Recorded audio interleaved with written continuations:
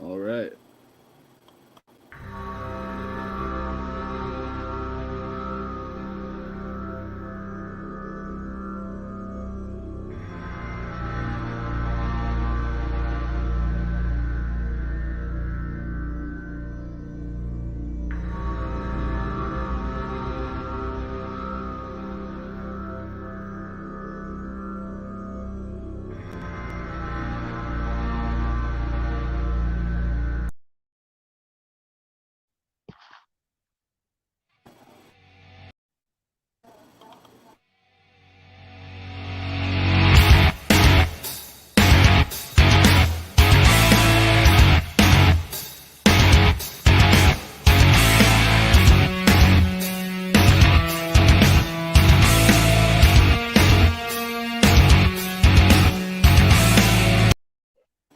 All right, we are live. What is happening? What is going on, dreamers? The dreamer is back with another awesome episode of Artist Talk. And today, dreamers, I have the pleasure of having my guest, Junior Cavero. And I am looking forward to this. I've been looking forward to this ever since Junior and I first started talking. So let's get into it. Junior, how are you doing today? Hey, Will. Good morning. Good to talk Good to you. morning.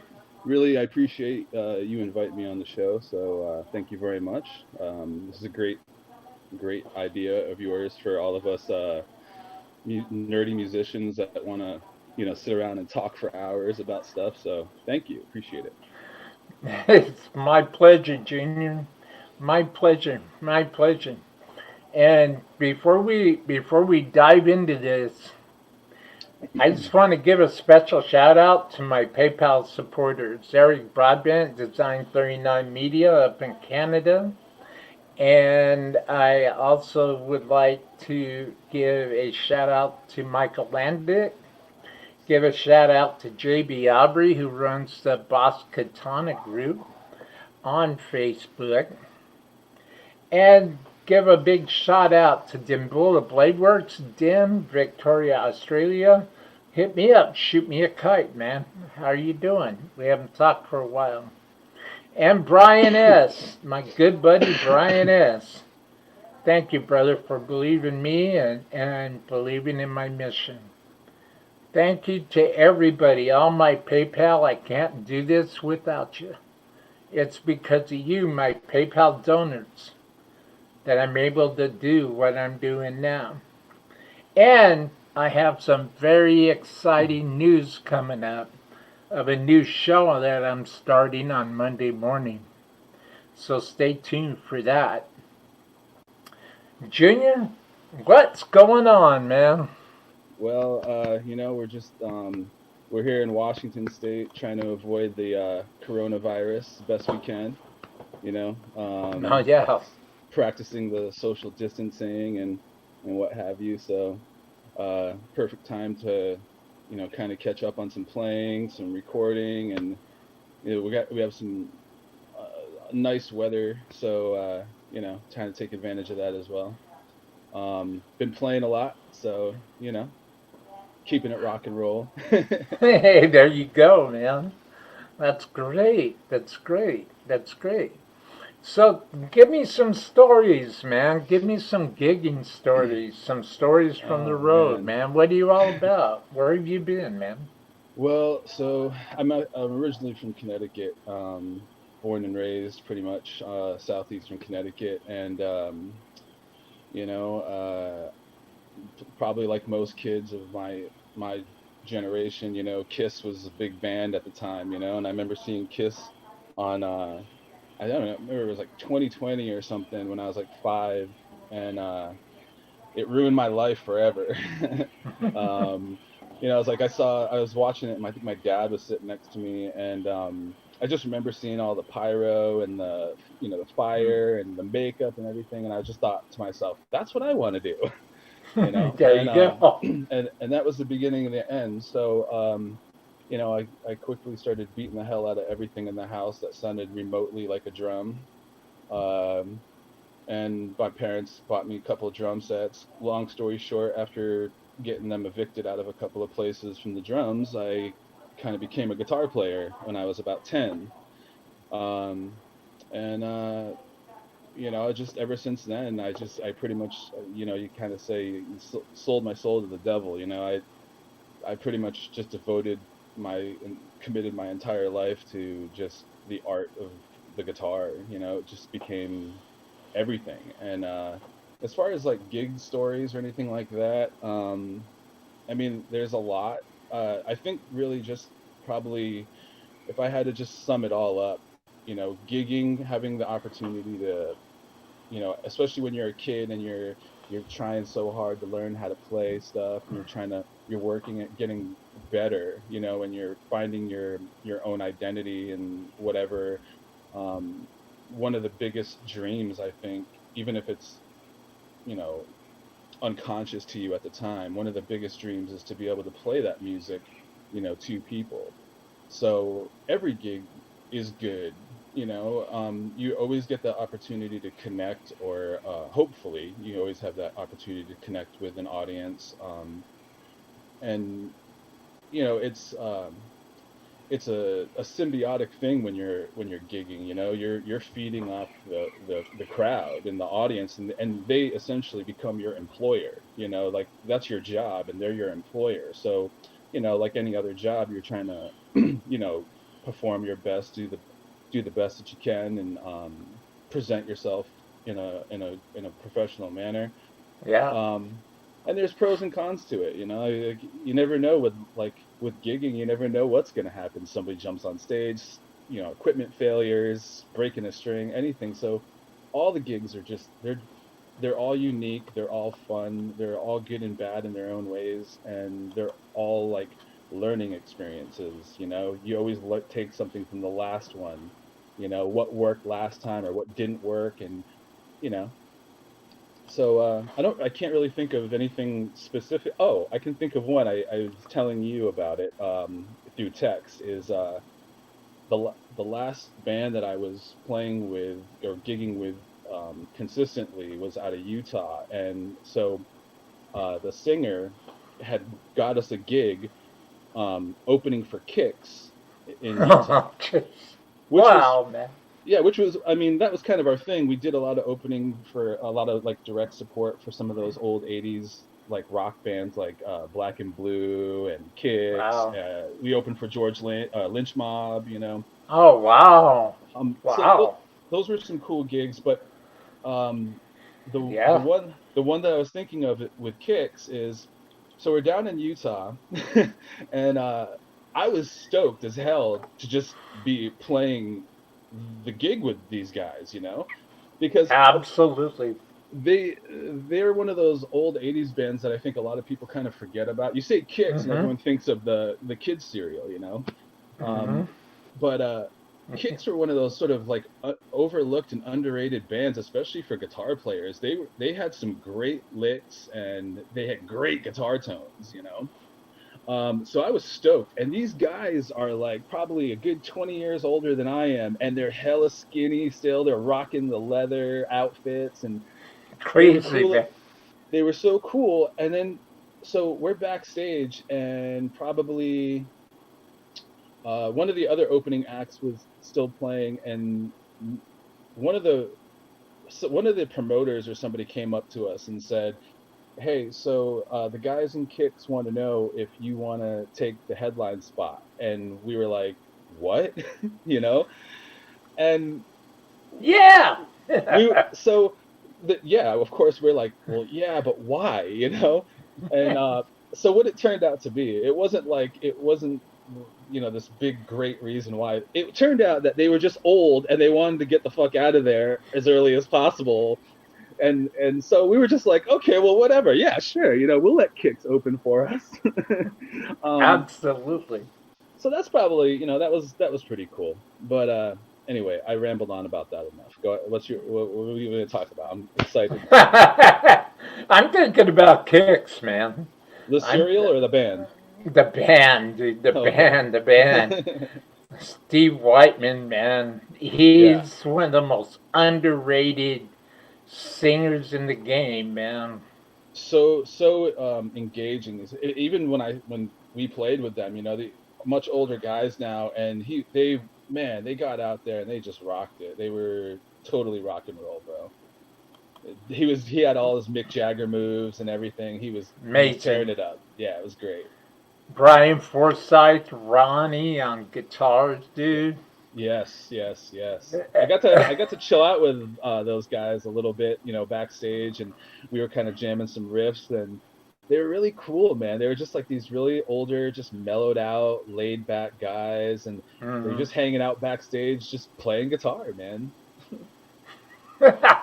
Well, that would be like a fantasy come true for a lot of people, man. It was A definitely lot cool. of lot of jammers, man. Now, So, George Lynch on the other hand was not the coolest guy to meet, though. He was fantastic to watch and and listen to, but he's got a different vibe about himself. So oh George, he's at such a different level, well, and he probably thinks that. I mean, he was in like 1984, but I'm not slamming on George Lynch. We all love George Lynch. well, you know, a lot of the people I've met, um, up and down the road and around, man, my life, the higher level an artist is, they're going to be different, Yeah, for sure. and that's just how they are, and that's how they gotta be to do what they do and make what they do so meaningful to themselves, to everybody else, to promoters, to managers. I mean, it's a hard one to call, man. And I remember the very first professional artist I met was Carl Jaw, who's Hmm. the who's the lead guy, lead guitarist for Dred Zeppelin, man. All right, right, right. Are they Dred still around? Zeppelin. Yeah, Dred Zeppelin's still around, but Carl's not. Oh, Carl's got his own solo thing going on. He moved out of LA and now he's in the Midwest, almost in Mid South, just doing his own solo deal. I'm trying to get him on the show. I'd love to talk to him. I right. haven't seen him for quite a while. I'd love to talk to him. But, you know, it's I respect these guys. Yeah, you have to, you because like know.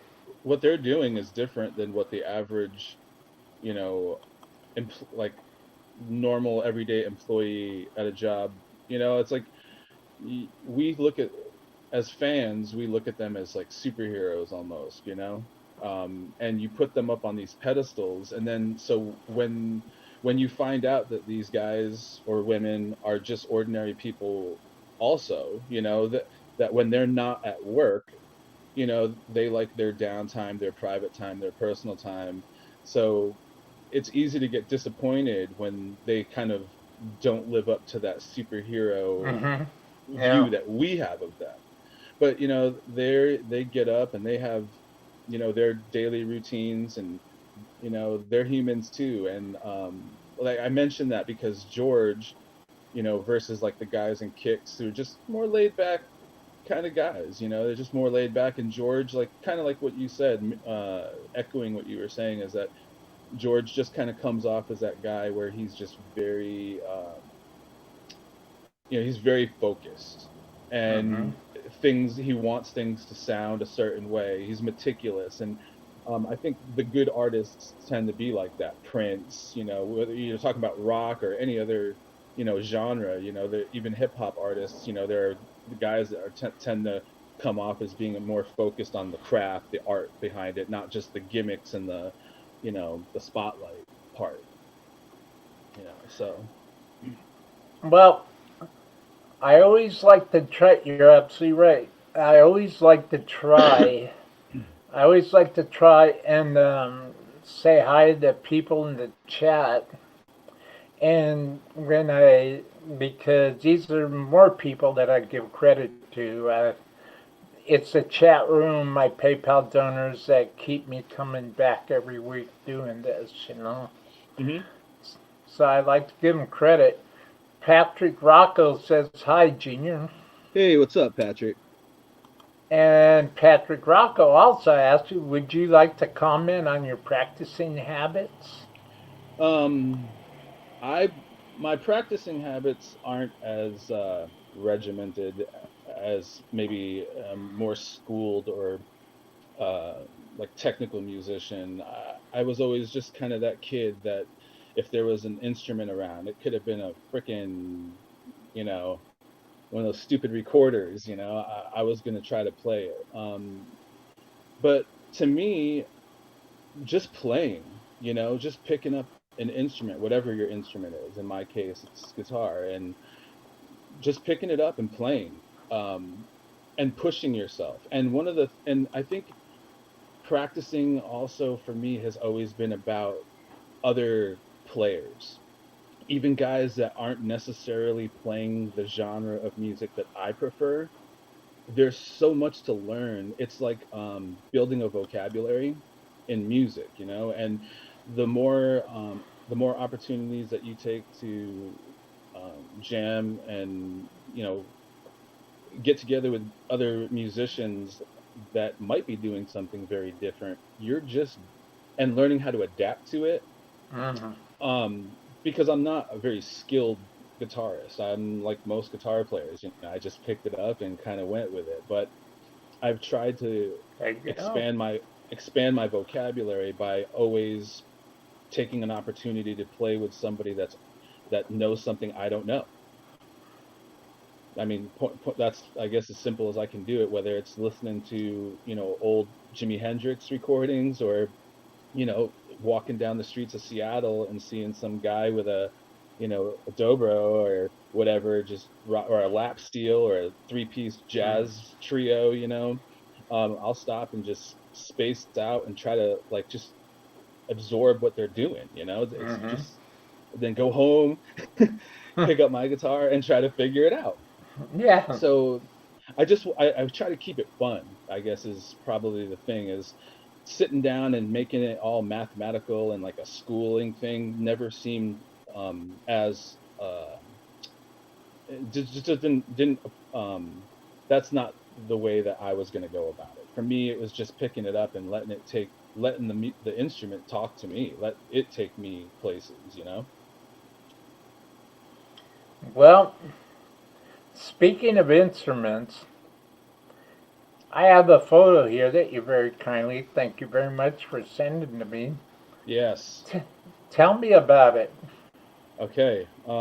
Well, I have those right here, actually. They're kind of right beside me. I've been doing some recording in this quarantine thing that we're doing. So, yeah, I've had these particular guitars for about 15 years now. Yeah, about 15 years. Wow, Um, I'm beautiful. kind of like a lot of guitar players too, where you're the poor struggling musician, you never have any money, and you always want shit. And manufacturers are really good about, like, they put something out and then like a couple of years later they do something different to it and they make you want to buy it again. But Yep. I started always on Les Pauls. The guys that I gravitated towards when I was younger tended to be Les Paul players. I just love the shape of them. They're like Corvettes to me. They're sexy, they're curvy, um, and white and black you can't go wrong with. But I started on a gold top with P90s, which I, like a idiot, got rid of when I was younger. Got I've played Strats, Tellys. I had like couple of PV Wolfgangs, a Nuno Betancourt, and some other, a couple of the Jerry Cantrell signature Rampage guitars. But I always end up coming back to these. This one here is, it used to be, Beautiful. this one was my number one up until 2 years ago when my daughter was born. So this one has now become number two, or Lilith. Um, and Beautiful. this one here is just a, I can't remember what year it is. I had it written down. I looked up the serial numbers, but anyway, I love Gibsons, of course, but most of us can't afford them. Mm. Um, and for the price of one Gibson, you can buy a couple of Epiphones and modify the hell out of them and make them some really, really great guitars. Yes. So this one, there's this one here, and then I got my number three. No, that's beautiful.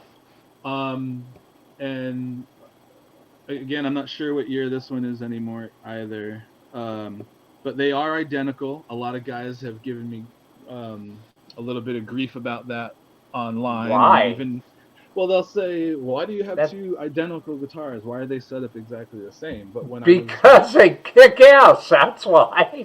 well, not only that, but as you probably know, when you're regularly gigging or you're touring or even recording, whatever you're doing, you it's not uncommon to want to have, at least some guys have more than this. I mean, I used to kind of collect guitars, but I don't anymore. I just found the thing that really works for me, and I've made the modifications that really work for me and make things as versatile as I need them to be. So you asked me about that. Uh, What I wanted to ask you, if I may, just yeah. Junior, what pickups do you have in your two babies? Okay. They used to be, when I originally got the guitar, I ripped out the originals and I put in Seymour Duncan JB and 59s. I mean, that's, kind of the tried and true sort of industry standard pickup combination for just about any guitar. Yep. Um, and I played those for like 20 years, probably over 20 years. And when my daughter was born a couple years ago, I was listening back to a lot of recordings I had done, both live and studio recordings, and I started to hear things that I really didn't like coming from the guitar. Yeah. And I started researching pickups, and I started reading about how people were complaining about JBs. So I researched pickups, and I recently just put in the Seymour Duncan Saturday Night Special sets. That was probably about 3 years ago now, though, and they're great. Long story short of that is they're great. They're probably the best pickups I've ever used in my entire life. I've used quite a few of the Duncan pickups, but these ones here, they really just, they got the Alnico core magnet, um, Hmm. and they're just a very balanced kind of a sound. They really they let the guitar just really resonate really well naturally and on its own. So they both At, have them, and I have the push pull pots, so I have them wired in series and parallel, uh not single coil but parallel, which is a great tone. If you guys are wondering or haven't tried it yet, it's awesome, and you don't get the hum. well, I know what you're talking about. On my Gibson, on my Les Paul, I have the coil tapping on the tone. So, because I like to, when I'm writing and when I'm getting ready to record, I'm a real big fan of Telly's, the Fender Telecaster Yeah, for sure. type guitar. I mean, just because I'm old school, and um, some of my biggest influences as players play Telecasters. So, I mean, that's just like the standard in rock and roll, you Let me know. ask you. Let me ask you a question. Who's your favorite? Like when you think of like the quintessential Telly player, who comes to your mind? Who comes to my mind? The quintessential Telly player. There's a couple. You're right. I There. know. That's why I'm asking you who comes to mind, because I have a few that come to mind too, and they're not even guys that like even currently use them any. Oh, one of them doesn't use Well, the Telly anymore. let me tell you, my number one pick would have to be Jimmy Page. Okay, right All on. right, Communication because breakdown, or yeah, The Led Zeppelin first one. four Zeppelin albums were on a Telecaster in a little playing out of a little 15-watt Supro Supro, amp. right? Yeah. And also, my number two choice would be a guy by the name of Billy Rowe, who's the founder, and a big shout out to Rock and Roll Relics Guitars in San Francisco. Billy, I hope you guys are safe. Shoot me an email. I'd love to have you back on the show. Billy Rowe, Rock and Roll Relics up in San Francisco. Um, big time. Big time. Malcolm Young, Keith Richards type player. Big, really inspired by these guys. And his band Jet Boy plays out live. Sometimes Billy will play one of his Telecasters. Um, and also another one, and this might not come as such a surprise, but I would definitely have to say Brad Paisley. Okay. No, yeah. He was one of the guys that comes to mind. And He's Tom definitely. Petty. I'm surprised you haven't mentioned Keith Richards. I mean, you did, but I'm not surprised you didn't say like, a lot of guys kind of are like Oh, Keith Richards. yeah, well, yeah. I mean, Keith Richards and Telecasters, that's like peanut butter and jelly, but, Right. you know, How about Jeff that's. Beck back in his Yardbird days? Yeah. You know, I As a mean, matter of fact, huh? I was gonna say I know a lot of guys probably don't think because we're we kind of think of Jeff Beck as he once upon a time played a Les Paul, but then Mm-hmm. switched to Strats. But he did play Tellys back in the day. Mm-hmm. David Gilmour has played Tellys. Mm-hmm. Yeah, now you got me thinking about Tellys and that damn tone, man. That super Prince. Prince. don't Thank don't you. forget Prince. I don't forget Prince. I never forget Prince. I love that. I Well, I love that mean, man. there's just something to Telecasters. It just the next thing I was going to get into Yeah, go um, ahead. is pedals, is gear. But now Yeah. that we're talking about Telecasters, no, I don't have one here. I Okay. I really wish I did. Trust me, I wish I did. Maybe someday I will. But in the meantime, um, getting the pedals, I found that when I pop the tone control out on my bridge pickup, I have Uh-huh. I have a pair of DiMarzio Paul Gilbert pickups Oh, okay. in my Gibson Les Paul, the mini humbuckers, the Yeah. PG-13s. I Right. have a pair of those in my Les Paul.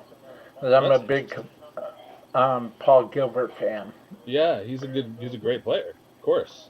Cool guy. And I met him on occasion. yeah, Paul Gilbert, yeah.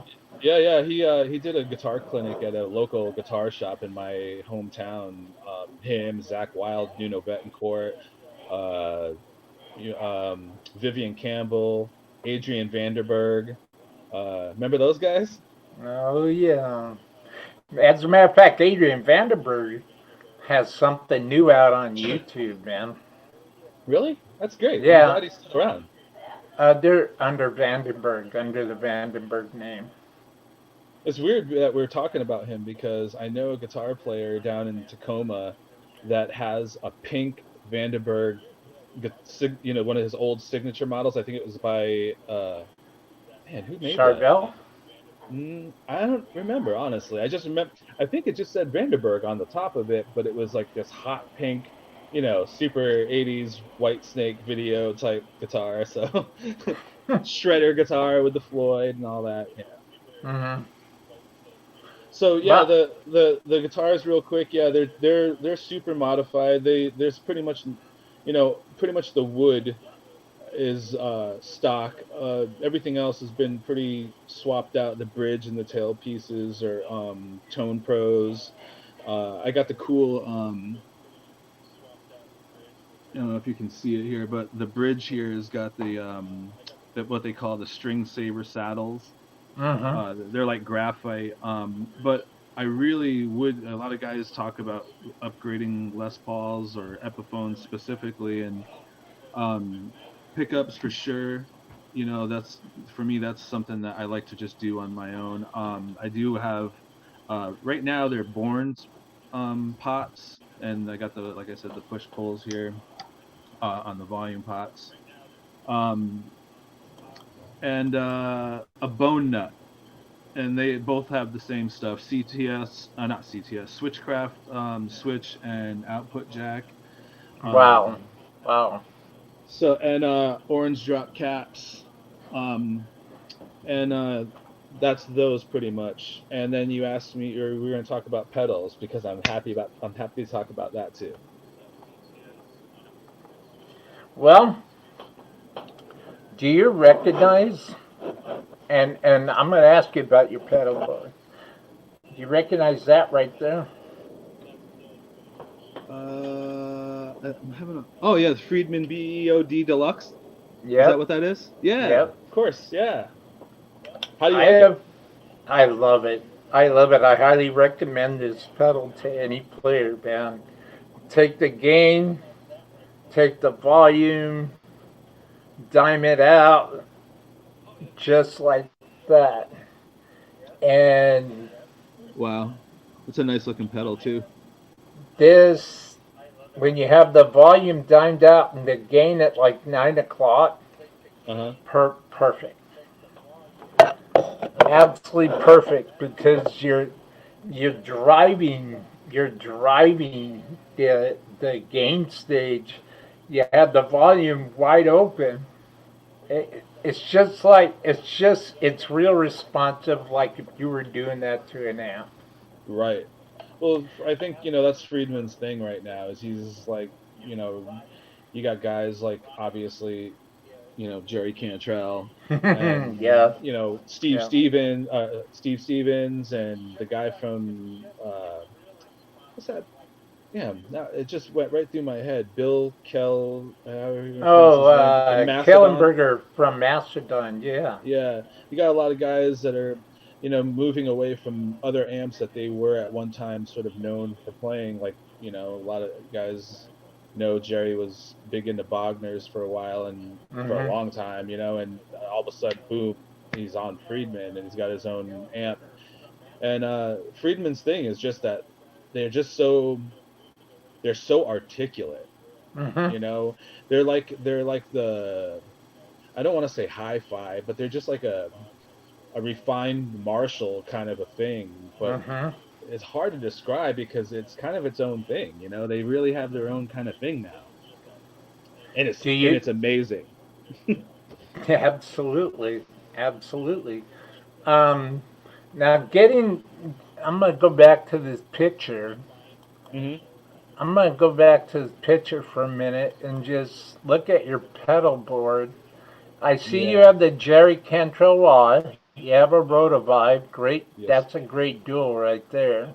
And you have Yes. this switcher. What kind of switcher is that? So that is the Boss GAFD that is kind of designed to work with Roland products. It's pretty interchangeable. I know there's other amps that it can function with, but this one is specifically controlling everything that's going on with the Katana. Wow. So you have the controller for the Katana. I was just wondering. And is that a TC Electronics Polytuner?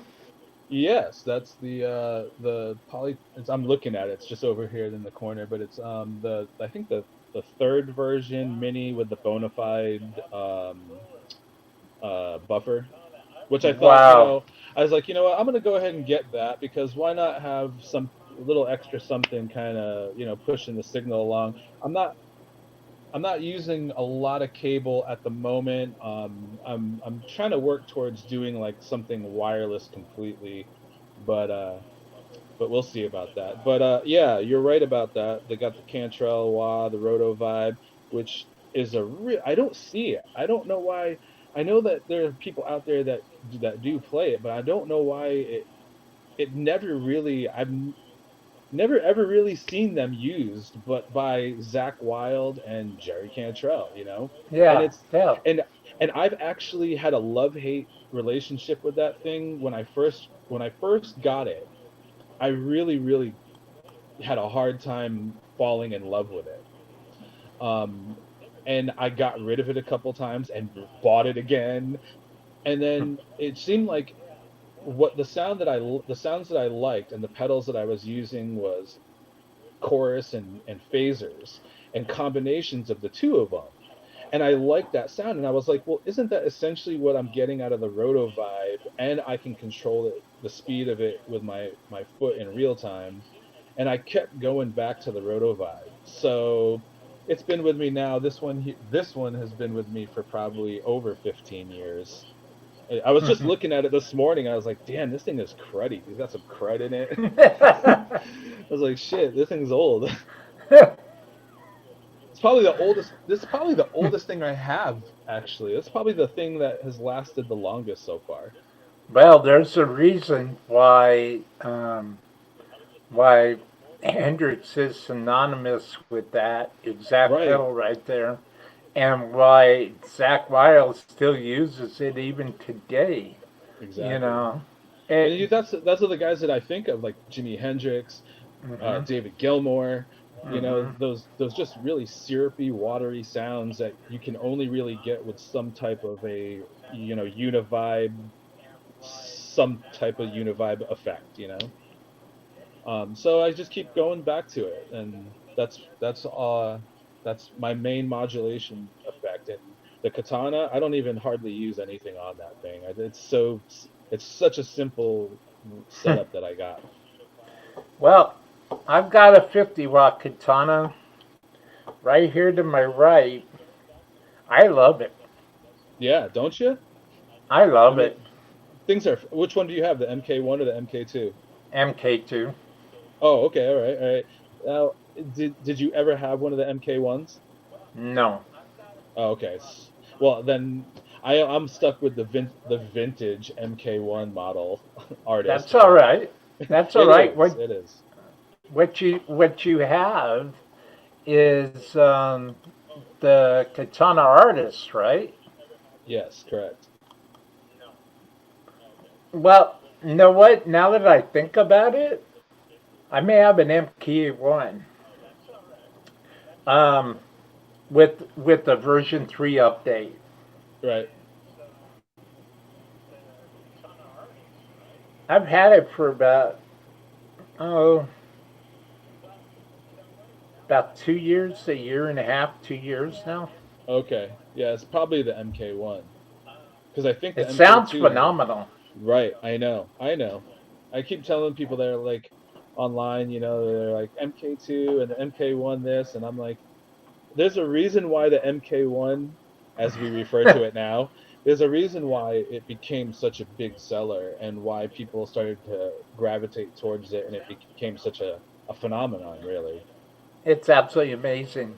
They are. They really, really, they nailed it. Boss friggin' killed it with this, man. Like, it might not be the best amp like out there, but in its price range and for the amount of features that you get and the tones that you're able to Hmm. create with it, there's nothing else out there right now that compares. And they're out there trying though. There's manufacturers out there trying to compete with them, and right now I'm not seeing it.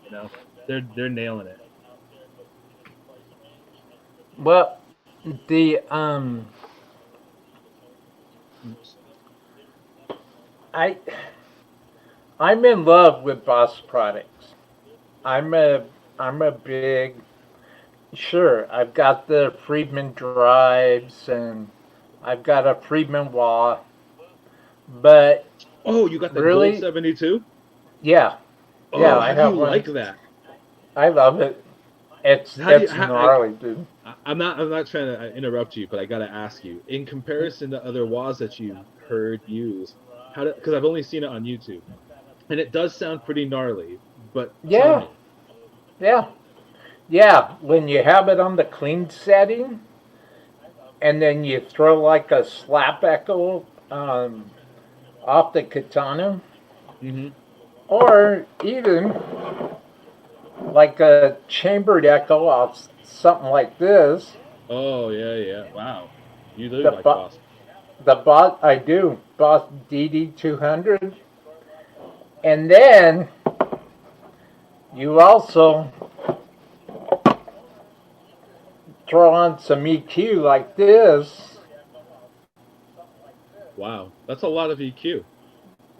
Did with 4 presets. This thing is freaking gnarly, dude.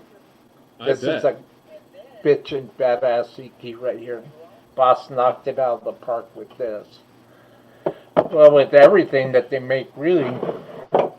See, I put my Friedman wah first into the katana and had on a clean setting, and had the diode switch or the dip switch down um, for clean tones,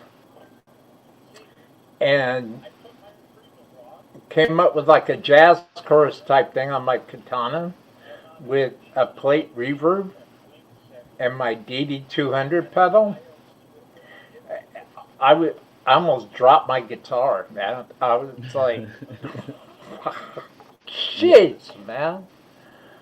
I couldn't believe it. You know, I'm just so, I have this tone. That's me. And I mean, take the pedal and put in like a cockwalk, kind of half 50-50 type Yeah. position. Gnarly, man. Gnarly. Then I did the same thing, disconnected my katana. I also have a Boss GT1. Oh wow. And I took the Friedman wah and set up a clean amp in the Boss GT1. And just like, forget Same thing. about it, man. And that's Forget about it. that's the way to really, for me, to find the wah that works for me is with clean tones, because you can get a wah to sound pretty decent with dirty sounds, but when you get to the clean sounds, if you, I know there's guys out there that love the old Vox wahs and Mhm. even original Crybabies and stuff like that, but I have they one. they're at the top end, they're so bright, Hmm. and sometimes, depending on your amp settings or where you are on the fret, some of those notes can get real shrill.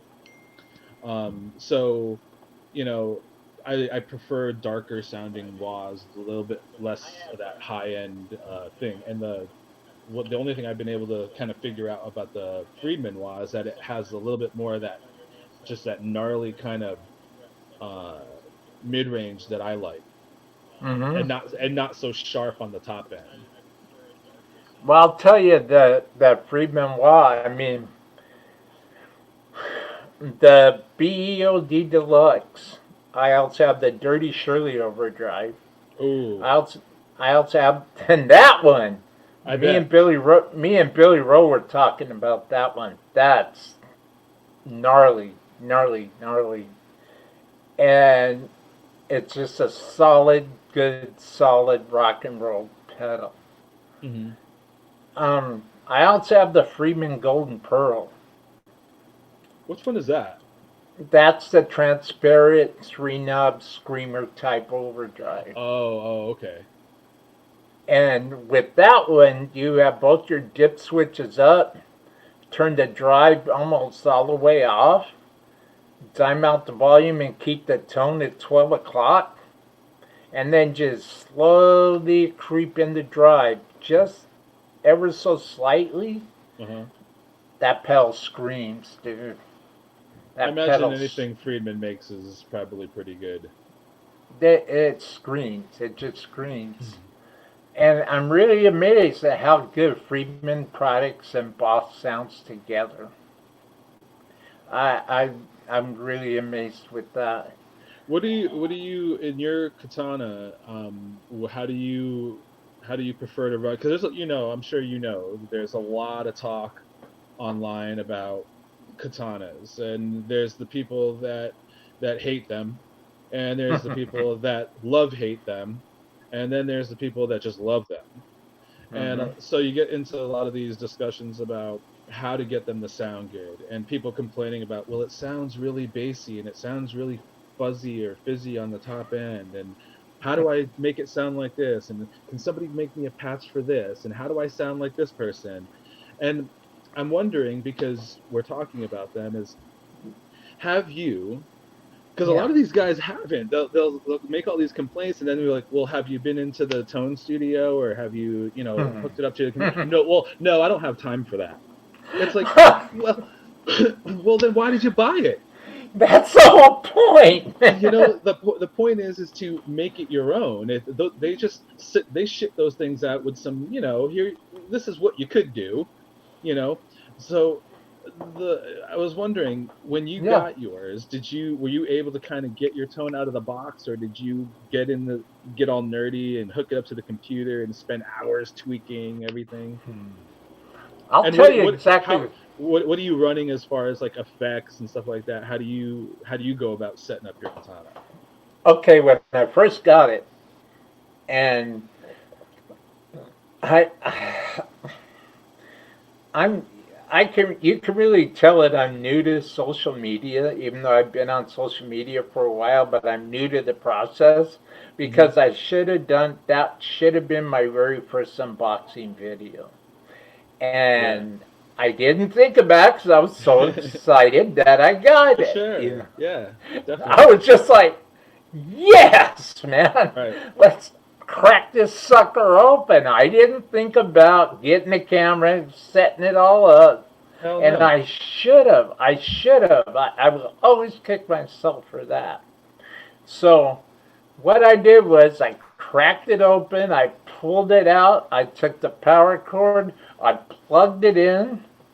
I looked at the stuff in the box, packaging material, warranty card, manual, and I'm like, no manuals right now. So I just put everything in the box, kicked boxes aside, turned it on, hit the power. I'm like, whoa, it actually works. All right, and this is gonna be cool.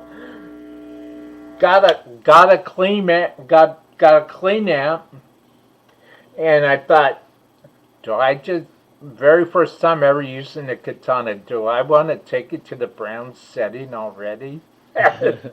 So, no. I want to save that for a little later. I want to get to know everything about this amp. So, the clean tone. Yes. Took it. And this was before I downloaded the Tone Studio, so I just reached over to the amp, take the reverb control, figured out how to manipulate the reverb, the delay effects, the boosters, the mods, and I just started playing, and I started listening. Right. To the different sounds that just come straight out of the box. Then I found one I liked, and I'm like, I want to see how far I could push this amp. And here I just got it, right? And already I want to test it. So I turned the gain down to about 9 o'clock, took the channel master and dimed it, took the global master, put it at about 3/4 on the 50 watt setting. Oh boy. And I'm like, this is all after I found an initial tone that I like. Right. Slapped the toggle switch down on Rosie and started playing, and I was like, holy crap. Oh my gosh, man. Then I started to get excited. Then I started to get inspired. Then I started to get excited. The next step in my katana journey is I downloaded Tone Studio. Right. When I downloaded Tone Studio, it was like, oh. Yeah, that was it. That was it for me. Right. That was it. That was it, man.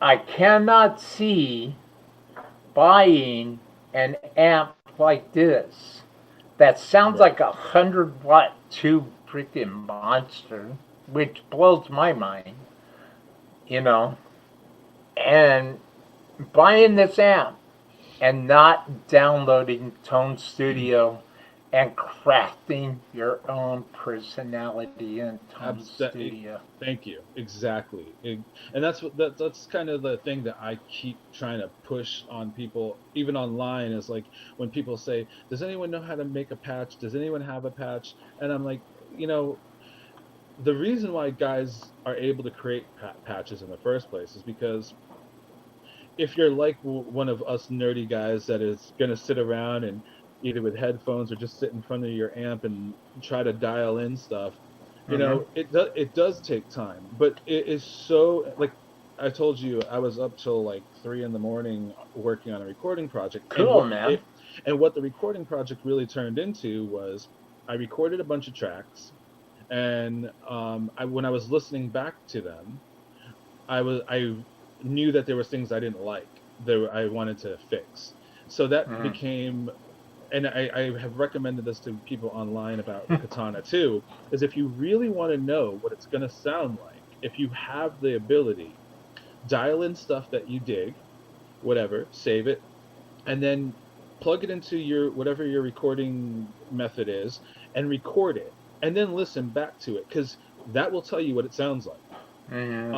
So that's what it turned into. I started listening to it, and I was like, so now I was going through the recorder and listening to how everything was responding, like the bass, and I've learned a lot about the Katana, and I really, really implore any Katana owner to really, really get in there and mess with it. It's worth it, because the amount of sounds that you can find in there are, like, people say it all the time, but it's virtually limitless. Like, there's so many tones that I've stumbled into just on my way to the journey that I'm trying to get to with mine, tonally.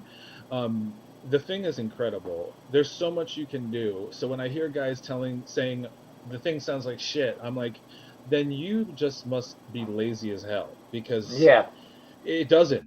It sounds amazing. You get one of these things, and any of them, I don't care if people be like, oh, well, you have the artist because it has a different speaker. The first Katana I tried, I think, was a 50-watt, a Guitar Center. And that's what got me interested in it. I was like, I can't believe this thing sounds so good. They all sound incredible. It's crazy. And the fact, well, let me go back a little bit here, if I may. Sure. The reason why I got the Boss Katana is because I wanted to eventually develop a one-man show. Ooh. And a full-on tent canopy, everything running off a power generator, lights, smoke, a full-on production. And I thought to myself, how am I going to do that? So I started writing stuff down, and one of the very first things is I wanted to learn about production. I wanted to learn about putting together a production people like. And that's how come I started my talk show. I started learning about production, and I started learning about just the production graphics, production concepts, and stuff like that.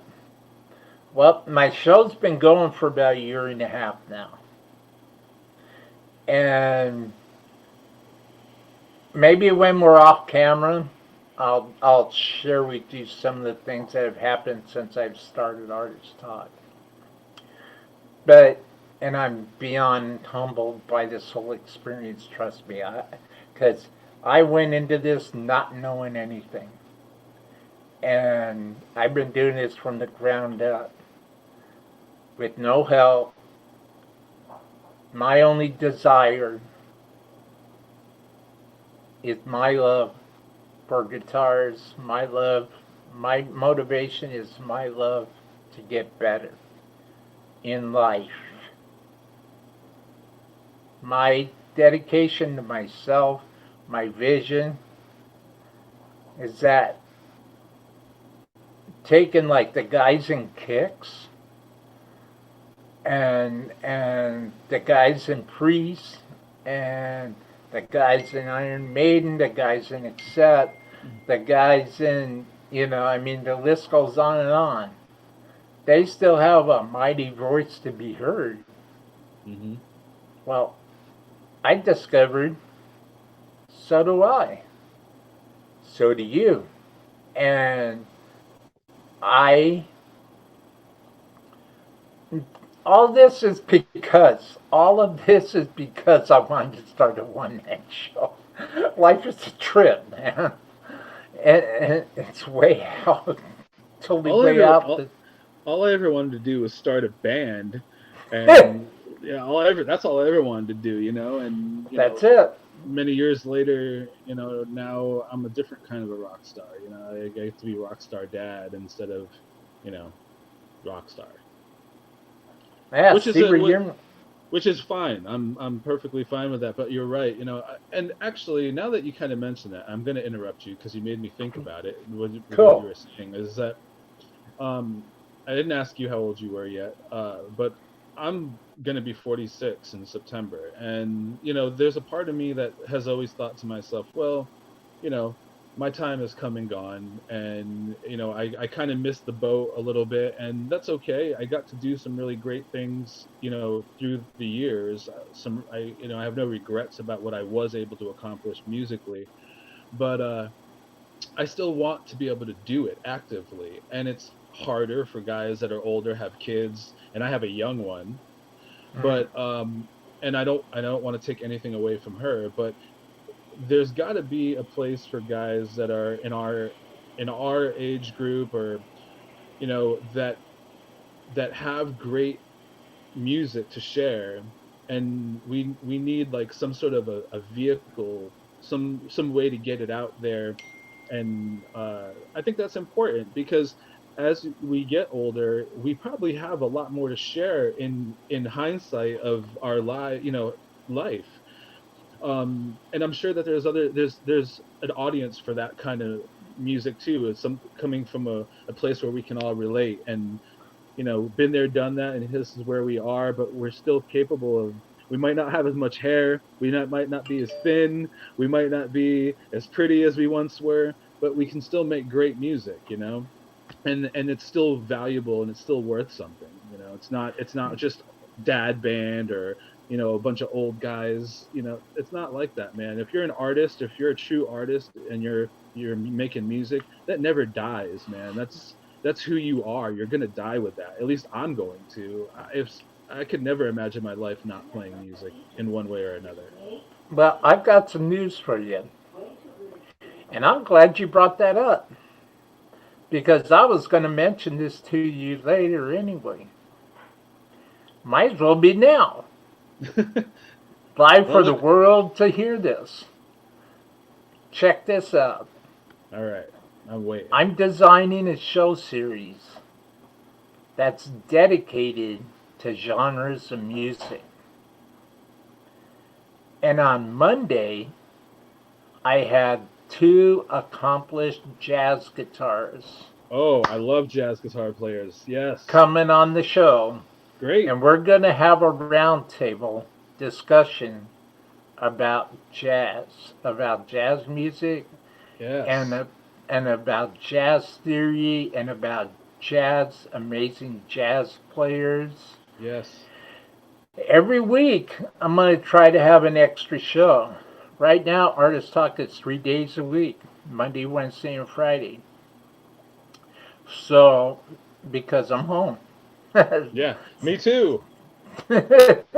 So here's the deal. I came up with this, and I made this offer only to one other friend of mine. And I'm going to make the offer to you now. I want, well, I would like, I don't want anything, I would like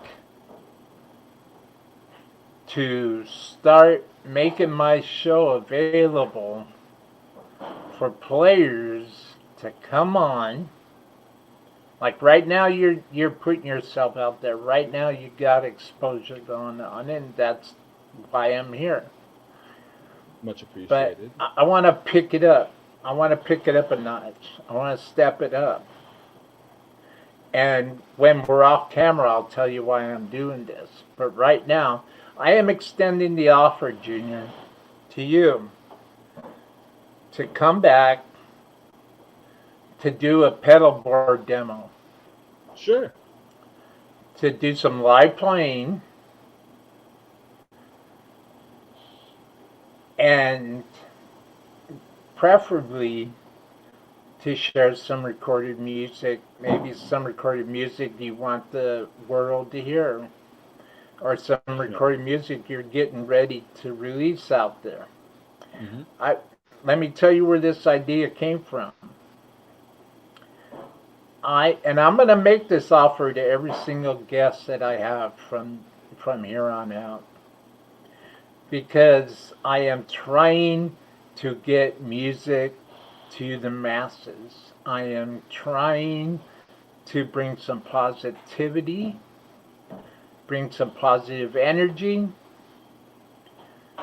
be like the mighty Tyrannosaurus Rex and leave deep footprints before I'm gone. Let the world know that Guitar Streaming 352 and Artist Talk Wildstar was here on this earth.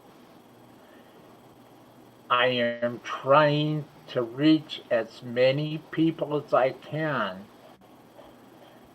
and leave a positive inspiration, help somebody, inspire somebody to be the absolute best that they can be.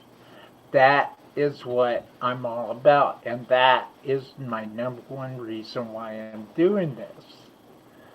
So It's a great cause.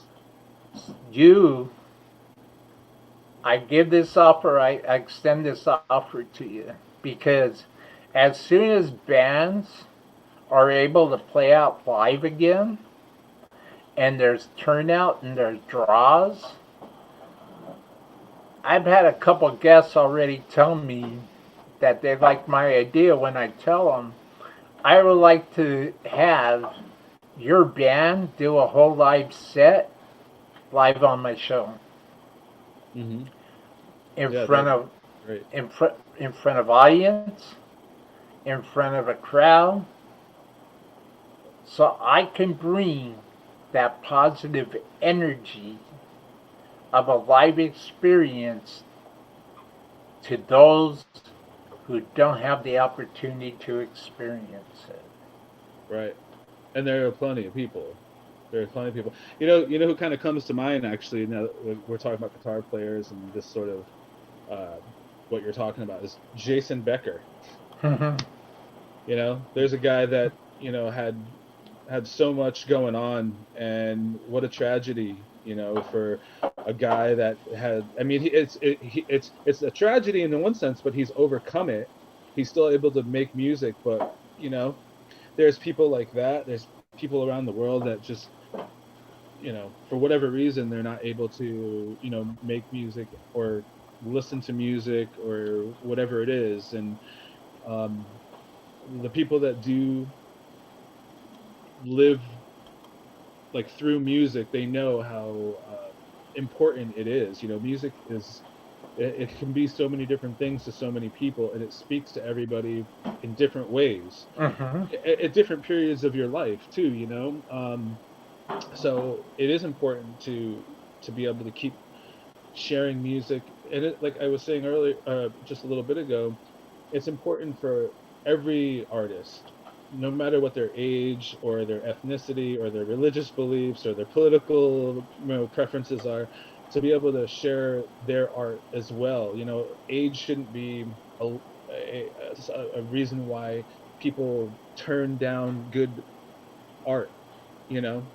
Um, and that's one of the things that I've struggled with in recent years is how to get it out there, how to get people to pay attention and listen when, I'm not a young man anymore with life ahead of me, and I do have a daughter that I adore. I love my daughter. I'm not gonna Well, you give, should, yeah. she's my queen. Um, but and one other thing I want to mention before I forget, because I don't know how much time you have available, but I do. One of my buddies, I did tell him that about the show, uh, and my friend Jeff, if he's watching, I don't know if he is or not. He said he would be, but I actually learned how to play guitar from a guy named Jeff Courtney. Um, and I met him when I was about, I don't know, 10, 11, something like that, and he was a few years older than me. And he lived in California. I lived in Connecticut, so he was only around for the summer times. But Mhm. this is actually, I do want to say this because if he is watching, I want him to know how very important he was in my Yeah, journey yeah, as a musician. yeah. But I was very young and I was a frustrated drummer, as I mentioned earlier. I couldn't play because I was always getting everybody in trouble. Um, and I had this really, really shitty acoustic guitar that my mom had got, and it had like four strings on it. The action was like that high. Where's my hand? Like it was hella high. I didn't know what to do with it, but he had been playing for a few years. Long story short, he taught me some stuff, and he spent like a month or two before he had to go back to California. He taught me some stuff and wrote down a bunch of little scale and chord charts and everything, and we became really, really, really, really, really close friends over the course of the next 5 or so years, and it was just constantly playing the guitar and hanging out, and playing the guitar and hanging out, and playing the guitar and hanging out, and um, I still stay in touch with him, and he often will make comments about how I've progressed in my music and everything, and I just don't, I never ever want to like come across as that person that forgets anything that where I came from. I didn't know Hmm. how to play the guitar once upon a time. I had a guitar and didn't know what to do with it, and this dude, this kid, we were just kids. He spent hours and hours and hours just showing me everything he knew, and uh, you know, threatening to beat the shit out of me if I wanted to give up because my fingers hurt. Just making me keep playing. So I just want to give him a little shout out and just let him know, like, never a day goes by that I play guitar and I don't think that he's the reason why I do what I do. He's the reason why I am able to do what I do. He set me on this path. So thank That's you, bro. awesome. I appreciate it. I love you. I still think that you're one of the greatest guitar players I've ever known. Thank you, Phenomenal. man. And say hi to your kids and stuff too, and your wife. Good job. You know what? As a matter of fact, now that you mention that, that brings something to mind. I'll mention it. I'll mention it a little later when we're Okay. done, and then we're off camera, and I'll mention you thought that I just dawned on me. I All had right. another aha moment. I'm like, wow, that was pretty cool. So I do have one, but practically more than one. That's the problem. Right, right. But, so let's see. We talked about your pet. Oh yeah, yeah. So check this out, Yes. Junior. Yes. What would you, if you had your choice Hmm. of a desert island rig? What would it be? If you could have one guitar, one pedal, and one amp. Well, I guess if it were, it'd basically be what I have now. But if it had to be, it'd be the amp, the katana, and probably one either Lilith or Lucifer. And if it only could be one pedal, does the foot controller for the katana count? Sure. Okay, well, I need that, but I don't necessarily need that. But if I could only choose one pedal, I'd have to keep my wah. There you go. because I could still manipulate all the stuff on the amp. The essence of rock and roll, man. Pretty much, yeah, Guitar, wah pedal, and amp. yeah. The Before wah is booze. the wah is just such a great thing because, and I really try to abstain from overusing it. I don't like to use any effect too much. And in fact, when I dial in my effects, they're usually on the more subtle side of things because I like things that sound a little more natural. If they get too crazy and exaggerated, it sounds funky to me. So I like things to sound a little bit more natural and kind of blend in with the sound versus like massacre my sound. But the wah has always just been such a cool effect because you really can you're the one controlling it and manipulating the sound and the texture of what you're hearing. And that's, I think, what people fall in love with it about is it's so connected to you, very much so, and how you express everything. So how could you not live without that? Well, when you're recording, you can't. I can't. That's Right. for sure. Oh, before I ask, throw a recording question at you, I wanted to ask you, what is your favorite? What is your favorite brand of wah or your favorite brand of pedal right now? I really, Will, nothing about what I use has changed since the day that I started playing the guitar, and some of that has to do with Slash, some of that has to do with Jerry Cantrell, but Izzy Stradlin. I'm not gonna ever say, I'm never gonna say a word about guitar players without mentioning Izzy Stradlin. Izzy Stradlin, guys and ladies, Izzy Stradlin. But I've been using the same stuff ever since I started. Jim Dunlop, MXR, uh, Seymour Duncan, Ernie Ball. I mean, everybody's had a Boss pedal at some point in their life. Uh, Pretty much, yeah. I mean, everything's pretty much remained. I'm pretty devoted to those companies. I love Epiphone. I love Seymour Duncan. I love all this stuff. It's the reason why after going on Christ, I shouldn't say that actually. I didn't mean Christ in a good way. I did. Um, like 30 something, 35 years, something like that. I've been playing now. I've been pretty much using the same stuff. I love Tortex picks. I love Seymour Duncan pickups. I love all this stuff. It's what it, it's these are the tools that allow me to create the art that I create. These are my paintbrushes. These are the ones that work for me. Now, if there could be a band that you get with a whole bunch of awesome players, if there could be a band you would open up for, who would it be? That's simple. I would love to be able to play or open up for Alice in Chains. That I'm kind of obsessed with Alice in Chains. Have been since the '90s. One of the more underrated bands. Mm-hmm. Uh, they don't really get a lot. They still have such a negative connotation attached to them, So I think they still kind of, but their fan base is ridiculous. I thought I was the only crazy obsessed fan, but I'm not. There are legions of insanely obsessed Alice in Chains fans, um, and people that don't like them don't get it. It's like uh, they have always had a very abrasive kind of a sound. They're really in your face, um, but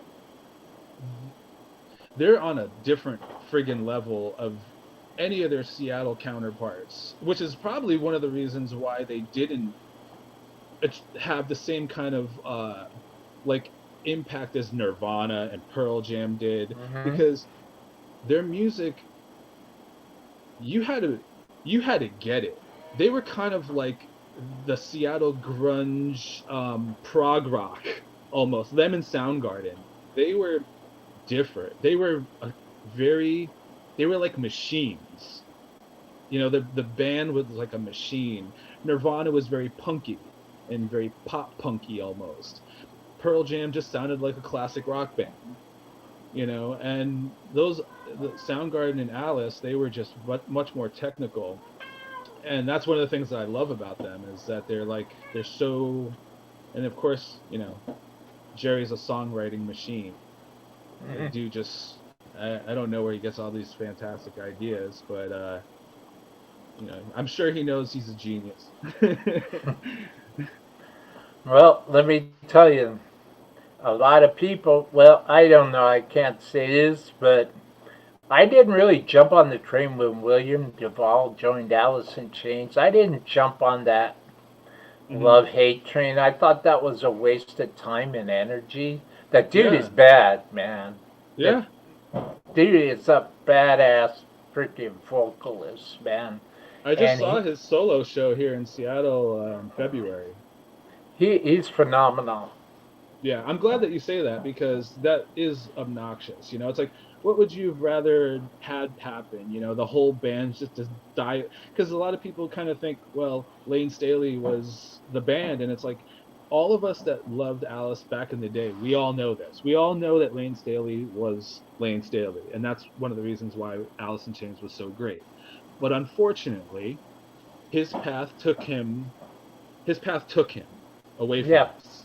You know? And yet the remaining members still had contributed. A lot of people don't get this, is that the other guys, they contributed to that band too, probably more so than you think. In the case of Jerry Cantrell, he was pretty much the songwriting catalyst of that band. He was the predominant writer in the band. So everything that they've done since then still sounds like Alice in Chains. Why? Because he was at least 50% of the vocals, the harmony part, and the songwriting, you know? And William, I remember seeing William back when Jerry was doing his Degradation Trip tour back in 2002, I think. And William Duvall's old band, Comes With the Fall, great band, fantastic band they were, was opening and playing as Jerry's band. And I met William outside that venue, and he was the coolest guy. He was so cool. William is such a cool guy. And I remember I had, you know, this is back in Connecticut, and the show was over. They did a meet and greet. Jerry was gone, or he had went on back to the bus. But William was outside, and he was schmoozing with the, you know, fans and everything like that. And I went up to him to go tell him how great his band was. You know, I was like, you guys were so good. And he was like, oh man, thanks. He was like, you know, really appreciate it. You want to buy a couple CDs? And I'm like, I just spent all my money on Cantrell stuff. And he was like, come on, man, 2 CDs for $15. And I bought them. But he's, ever since then, because I've seen him before he became a member of Alice in Chains, I always thought he was a great singer, great performer, really, really knew how to work the stage and stuff like that. He's perfect for the stage. He's like Paul Stanley kind of. He's he's very flamboyant. You could tell he was in the Kiss, you know, which that's great. Paul Stanley is a great frontman, or was, you know. So I'm glad that you're a William fan, because he's great. He's a great songwriter. He's a great guitar player, and he's never once he's not trying to be Lane Staley, guys and ladies. He's not trying to be Lane Staley. No. I think that was very evident when I saw Alice in Chains live set the very first time, right when the Black Gives Way to Blue release came out. I saw him on YouTube, and it was a live set from like a festival over in Europe. My jaw just dropped. I was like, this guy is phenomenal, man, you know. And I saw the video for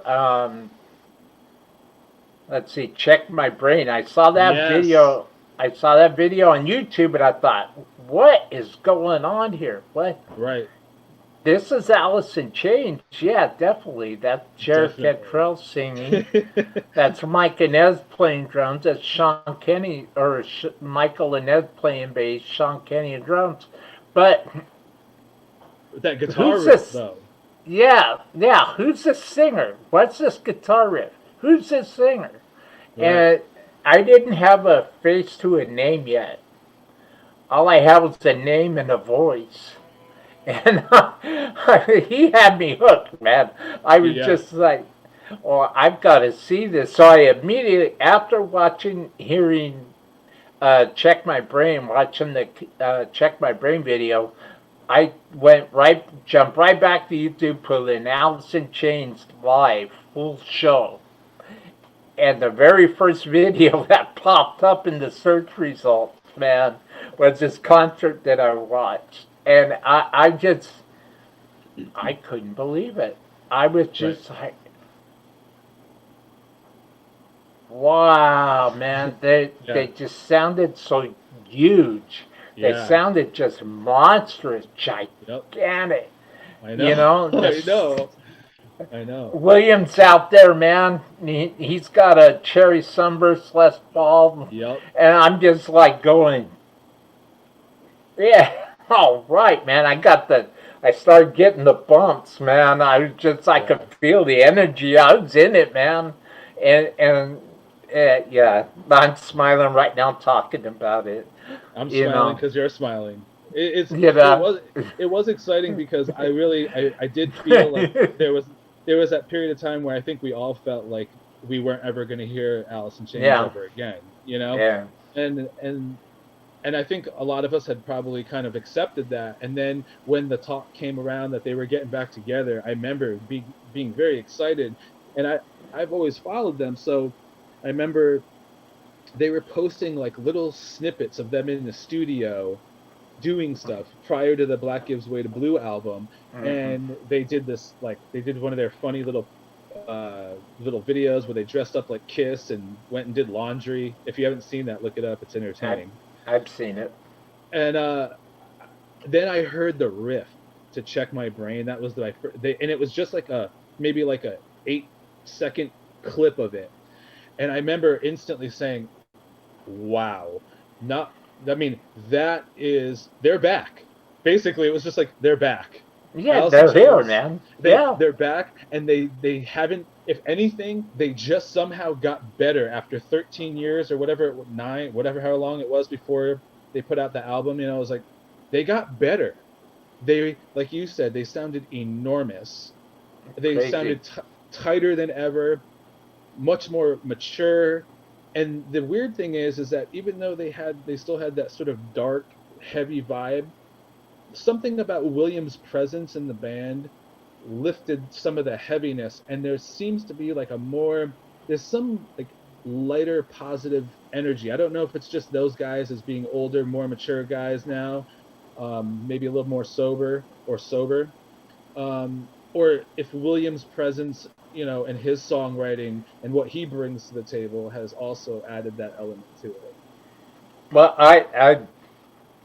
it's amazing. It's absolutely amazing. And the evolution of Jerry Cantrell's tone over the years, it's like night and day, man. Night and day. If you haven't, I will get some more recent recordings. That's what I'm kind of working on now, but I'm not going to lie, I'm putting this out there. He's pretty much the benchmark for where I go with tone. That's the guy he's the one that set me on my nerdy tone quest. Is when I first heard the Dirt out, like Them Bones, that the opening riff, that crushing guitar tone, like, and I mean, we all know now that it was multi-layered and tracked with all kinds of different amps and stuff, and that's great, but that was who set me on that thing. I was like, I want my guitar to sound that thick and crunchy, but articulate, and, you know, just wow. Yeah, Jerry Cantrell and his tone.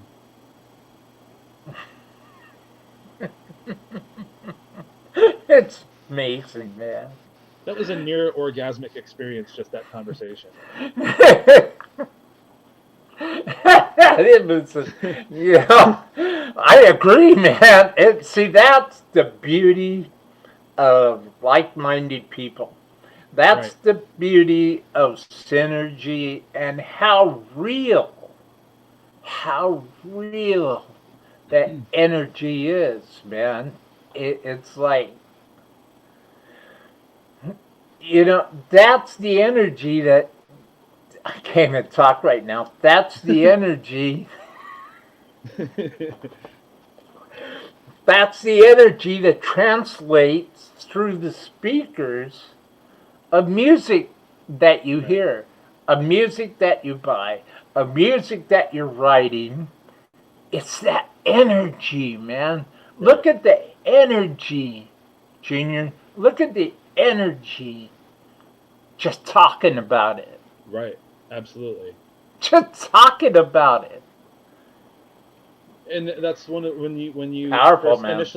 initially invited me, and I was thinking, I don't, the only thing that I'm able to really talk about is music. That's the thing I can kind of just go on and on and on and on about, because it, like you said, there's an energy, there's a life of its own. Which brings me to another point about music is, like you were talking about writing and things like that, is and recording.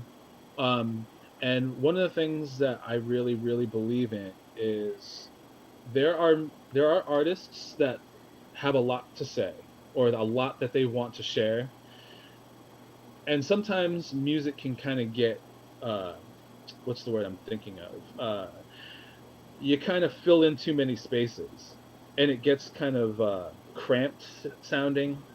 And when I'm writing and when I record, I like to layer rhythm parts, and I like to layer things, but I like to do so in a way that it's easy to recreate, even if I just do it on my own, because the music needs to breathe. It is like you said, it's like an energy and a life force of its own. And I really, when I start coming up with riffs, I won't force a song to come out of a riff. If I just come up with a riff and that's all I kind of got right now, I just let that have its own life, because something else will come out of it. um, and people can kind of, I think you can kind of tell when music seems like preconceived, like somebody had a thought about it, and the music that comes out more organically and generic, uh, it feels it feels more genuine. Mm. And so when I'm writing and recording, I try to keep that in mind, is don't overthink it. Don't try to add too much spice to the food. you know Mm-hmm. leave room for the natural, flavor to come through, if I can say that as a sort of a, Of course. it's music is just one of those things where everyone's going to experience it differently, everyone's going to express it differently, and there's just no boundaries for it. You can do so much of it, and I think that's why people are affected the way that they are by it, because there's so much of it. There's so much music, so much great music out there. I even will listen to some hip hop every now and again. Well, I mean, there's world class, and I mean world class studio musicians that play on this, that are for hire, that are session workers, Hmm. and these are world class, intelligent artists, man. Right. And you know, The unsung heroes. big time, big time, big time, and it the power of music and the reality of the whole thing is that either something you're really into, like we are, Yeah, for sure. ha ha ha, or you're not into it, but you like listening to it, it doesn't matter where you're at in this huge, big spectrum. It's only a matter of time that even if you're just like, oh yeah, I just like to listen, I just like to listen to this song on the radio, or I just like to listen to this song on YouTube, watch this video, it never fails. Even the most disinterested um, viewer will end up tapping their foot. Mm-hmm. We'll end up walking around the house going, kind of doing a little happy dance Right. because why? Because they just heard their favorite artist. They just heard a song that they can't get out of their head. Mm-hmm. And that is the beauty and the power and the magic of music. And I mean, that's why I'm doing this stuff, man. Because this is a reality that brings so much happiness Right. and positive energy, man. And it's great because it truly is, like they say, the universal language. And kind of like the point that I was making. Okay, it speaks to different people in different ways, and this is like an example of what I mean by that. Is like people will talk about who their top 3 or top 5 favorite guitar players are, Yeah. and you get like the very stereotypical or like prerequisite answers. The guys we always talk about: Jimi Hendrix, Eddie Van Halen, David Gilmour, whoever you think of. But for me, the guys that really shaped me or helped to shape me as an artist, a musician, a guitar player, whatever, were different for different reasons. Because people will ask me, well, why do you have him on your list? Why not? And so I have to explain. Well, I'm not. When I think of my favorite guitar players, I'm not necessarily thinking of who can just, shred on the fretboard. That to me isn't the end all be all of what the guitar is for. So the guys that I've gravitated towards were the guys that really inspired me were Jimi Hendrix. Originally, Jimi Hendrix. Oh, I take that back. Ace Frehley, originally. Jimi Hendrix, David Gilmour, and then later both Slash and Izzy Stradlin, and then later Jerry Cantrell. And people will say, well, Izzy Stradlin's not even he's not known for guitar playing like solo or anything. That dude is a badass player, man. Man, I will cry the day that Izzy Stradlin leaves this planet, because that dude embodied so much awesomeness in Guns N' Roses. Not only was he like a songwriting genius, but he looked cool as shit. He's a freaking rock and roll guy, rock and roll dude, man. Izzy Stradlin, yeah, to me is the American equivalent to Malcolm Young, man. Yeah. I applaud you, sir. Yes, that's a great way to put that. Absolutely. And this all goes back to a conversation that I was having with a friend of mine, man. And I'll tell you what, Izzy Stradlin, it's you take a Gilby Clarke and Izzy Stradlin. Sorry, Gilby. You take a Malcolm Young, you take a Billy Rowe. These guys are rock and roll freaking machines, man. Right. And it translates. They got that rhythm, they got that beat, they got that hook, they got that and actually that sounded like Crazy Babies. A little bit. Funny. or maybe even Mission Impossible-ish a little bit. But they've got that, they got that A chunk, that D, that open strings, that upstream. I mean, I could go on for days, man. That rock and roll, that rock and roll vibe, man. That just that articulate palm muting picking with an upstream with an upstroke, a real quick upstroke. They got that. Izzy Stradlin Amazing. was the guy he's the reason why I did have a couple, like I said, I had the gold top and I had a couple of Sunburst Les Pauls, a cherry and it wasn't tobacco, it was one of the darker ones though. I can't anyway. But the reason why I got the white and black customs was because my mom, rest in peace, she was always like, Junior, why don't you get a nice white pretty Les Paul like Izzy Stradlin? And I thought to myself after a while, like I did, and I kind of fell in love with him. But Izzy's the guy that originally drew me to the Les Paul the white and black customs.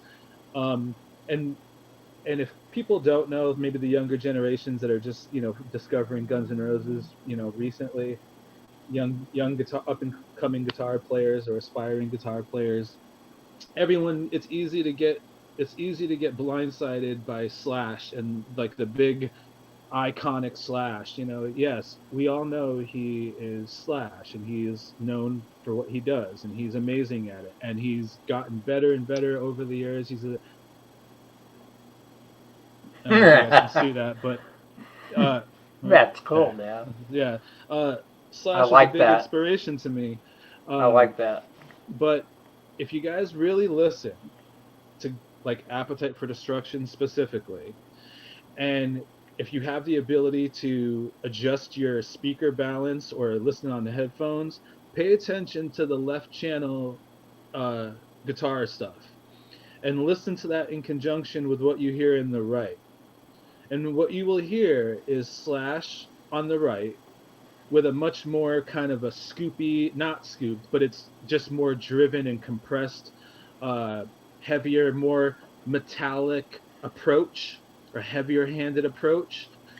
And then you'll hear on the left side a much more subdued, more crunchy, overdriven kind of Malcolm Young type of, maybe a little edgier than that. But you'll hear all this super killer friggin' riffery and just licks and just little things that only Izzy Stradlin would have thought of to play against anything. There's that sound, right? Yeah, volume, volume. Everybody, volume. Max out the volume. Yes. Keep the gain at 9. Yes. Do it. You'll love yourself forever if you do it. You will be happy with yourself if you do that. And you'll see what exactly Junior and I are talking about. Yeah. The power of rock and freaking roll, man. Yeah, you got to get rid of all that saturation. I had to throw that in there. No, I'm glad that you bring that up because, I think we all, at some point when you're young, you have that, you turn everything up to 10 mentality. But when you get older and you start learning how to sculpt your sound, it changes. But you got to get rid of the saturation, guys and girls. Lower your gain. If you really want to feel the energy of your guitar through an amp, back the gain down a little bit. It'll change your life, man. When you feel your chest cavity rattling and vibrating because you're getting all that low end articulation and not just a bunch of wall of noise and fuzz, but you hear the actual low notes, man, and you feel them, it'll change your life. That's why everybody talks about that, big, cranking up amps, man. It's surreal. Well, Malcolm Young and Angus Young proved that, and even before them, Steppenwolf, Foghat, Zeppelin, Hendrix. Hendrix. always had that master dimed out. Always had Always. that preamp down. Yeah. And Eddie Van Halen, guys. Eddie Van Halen was doing the same thing. yeah, That was it. That everyone chases that brown sound, which you mentioned that earlier, just a little rabbit hole. But the brown sound on the Katana doesn't sound anything like Eddie Van Halen, guys. I'm just gonna tell you, it doesn't. It might sound a little bit like a 5150, maybe, but not that's not the kind of sound Eddie was using back in the old days.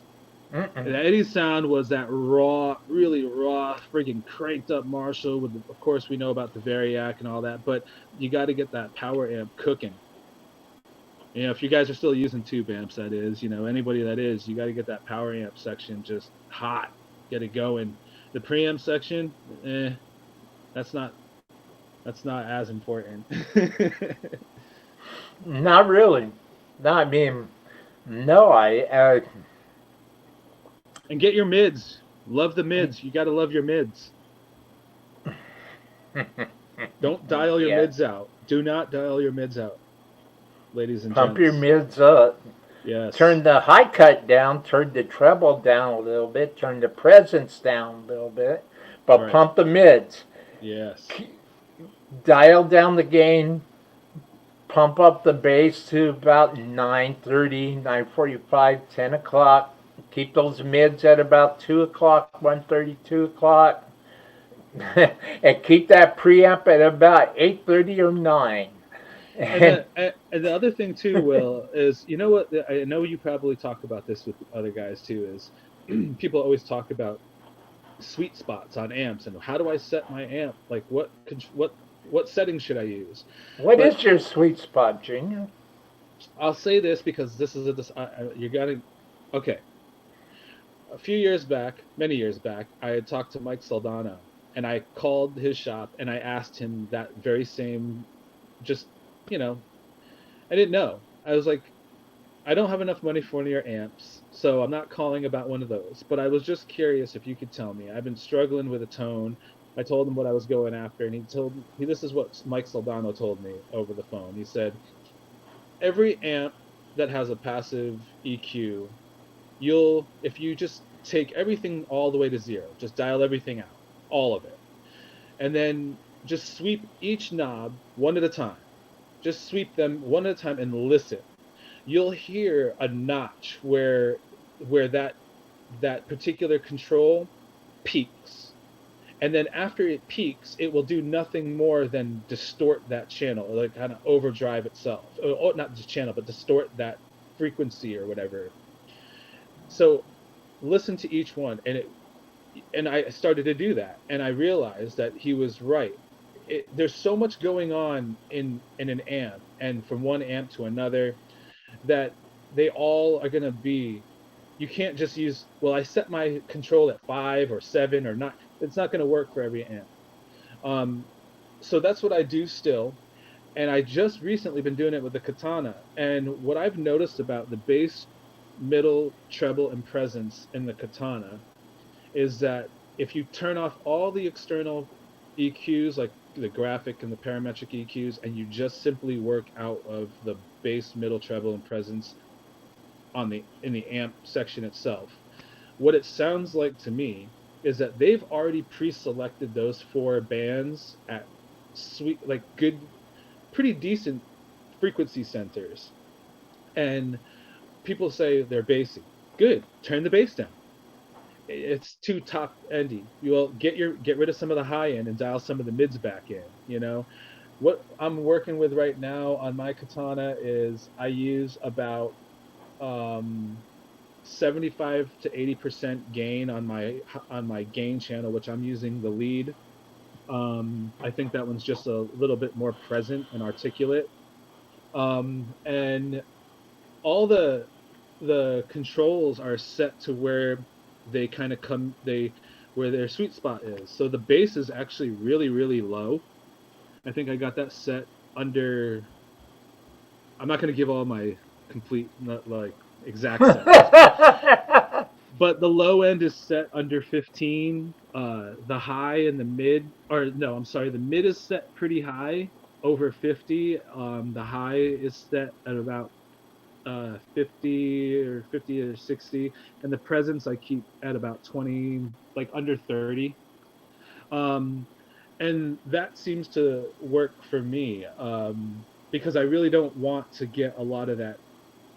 I like the low end that you can feel, not that sub low stuff that you can't even tell is there. So I'm gonna send you some recordings though, only you, and then you can critique it, and then we'll decide whether or not I want to, put it out there yet. You can help me fine tune my katana tone. No problem. I would love to. Great. I would love to. As a matter of fact, I really, um, I really hope that, well, I'm hoping that my new series um, takes off, or rather, my new format, having these roundtable discussions with myself and two other people, two other, two other artists, two other guitarists, maybe two other sound engineers, two other, you know, because my invitation goes out to people who are on the stage, and also people who are behind the scenes. Hmm. And I'm trying to bring the whole spectrum, the whole entire everything. I'm trying to bring everybody's perspectives to my broadcast because I really want to be able to support and share all aspects of music with everybody.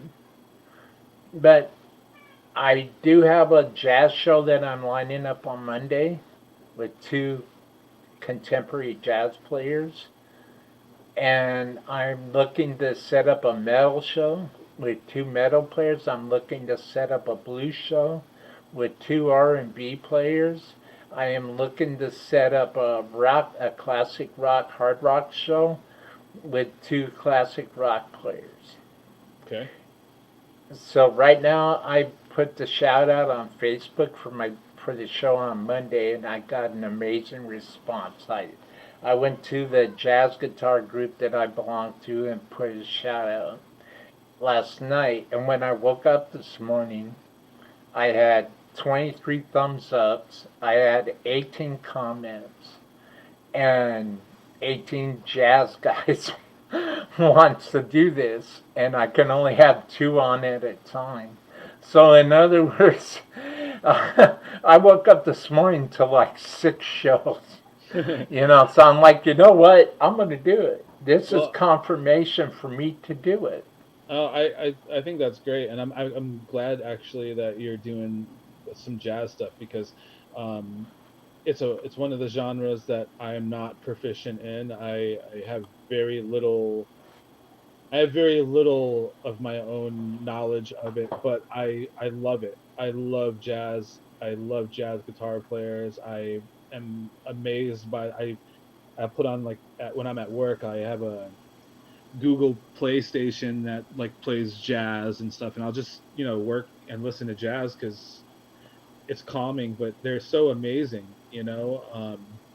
So I'm really looking forward to your jazz shows, and I appreciate you extending the offer to me as well to do essentially like a rig rundown or That's something exactly like what that. I'm hoping.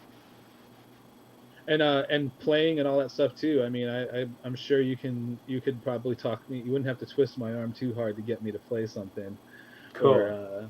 any of that stuff. Cool. Well, I'll tell you, Junior, that's about it for today. But I Yeah. just want to thank everybody who popped in and out of the chat, everybody who popped in and out of the live feed on YouTube and on Facebook. Yeah. And Thank you. thanks for everybody. Check out Junior's links down in the description box below. I'll Check have out more. my I'll have more what's coming soon. I'm just cool. like I said, I'm working on trying to get some new material recorded and everything.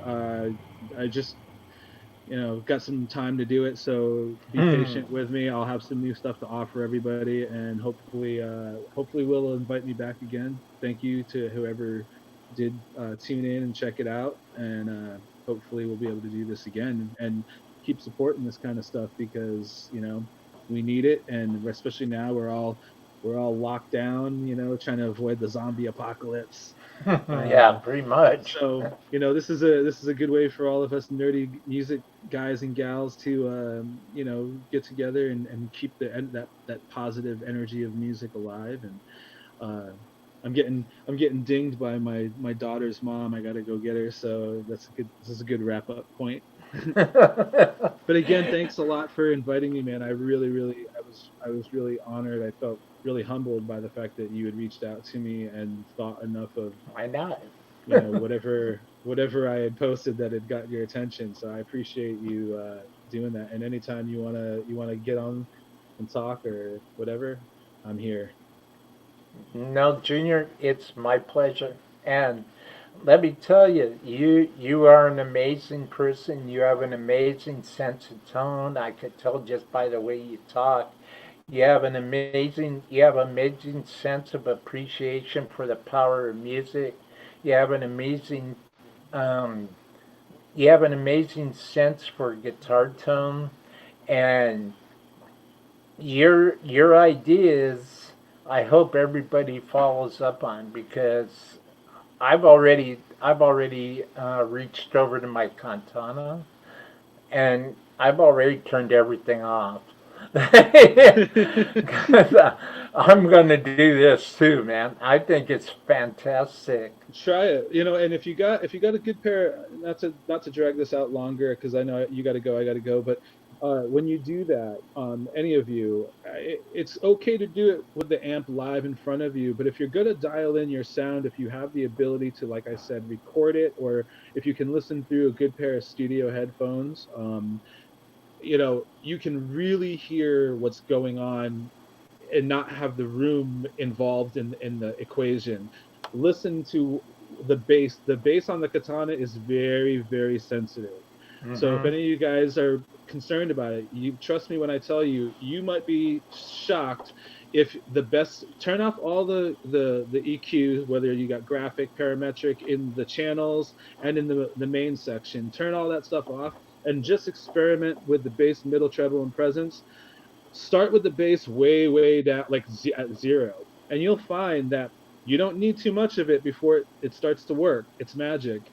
um, and that's what's got me kind of nerding out over this coronavirus thing. I'm kind of like, oh, I'm gonna sculpt my tone. So we'll be in contact with each other. We'll keep talking about this. Well, thank you guys. Thanks, streamers. Be sure to check out my support link if you want to support the show, support this impossible task that I'm bringing on myself because I'm just trying to inspire people. Do And, it. and I just started. I'm just trying to share. I'm trying to share. I'm trying to build my own thing, and I'm trying to find my own notch in this world. And music's the only thing I really know about. That's my Yeah. passion in life. Same. And and I can't. I have a hard time relating with anything, but I do relate to music, and I Yeah. do relate to. I am sympathetic to those who need to, who can't see what I'm talking about, but I also feel that it's my responsibility to bring it uh, to do some demos this year on my YouTube channel on Yeah. Let's do that.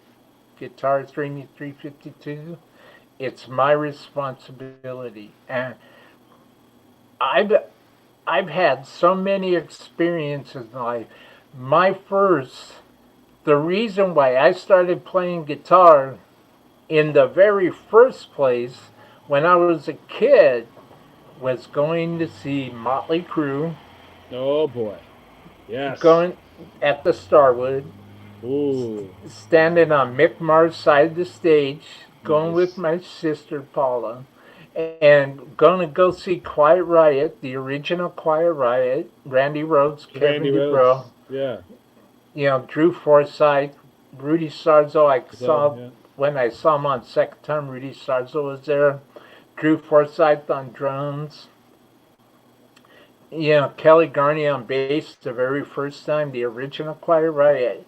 Wow. And then I went and saw Pat Benatar. Oh, And when you're a kid and you don't know what you're going to do with yourself, right. to have these experiences, it'll change your life forever. For sure. And I'm glad that I got inspired by Foghat, by Steely Dan, by Oh, I Creedence, love Steely Dan. Creedence Clearwater Revival, um, CCR. I got inspired and I started learning what an A chord was. I had a cheap acoustic guitar. I started to fumble around A, D, C, G. I'm like, wait a minute. And then I started to see very early on in my playing life how wonderful what could happen if I just develop this and push it forward. And now, many years later, I've started Artist Talk that I want to share knowledge, I want to share enthusiasm, I want to share positive energy, I want to share Mhm. passion, I want to share the gratifying feeling that it is for me as a creator, as a guitarist, musician, creator, to everybody who watches Artist Talk, who looks at my videos on my YouTube channel, who follows my social media, how wonderful it is and how much joy and contentment that doing this stuff can bring a person's life the way it's brought mine. And I, before we take off here, there's this old saying, if you believe it, you conceive it, you can achieve it. And you can, and I've heard Steve Vai say this himself, you can become a self-fulfilled prophecy. It will happen. There you go. Stay Those are inspired, dreamers. Stay words to live inspired. by. Keep it rock and roll. Don't let the zombie virus get you down. Just keep making music, make the world happy, make it a better place. Absolutely. Joe Junior, thank you. Follow Thank you. Junior's link, dreamers. Please Follow do. Junior's links. Follow Junior's links. Follow my Thank you. links. Let's Do make it. this happen. Let's build this show to a point to where we can reach as many people as possible. Let's Thank do you, it. everybody.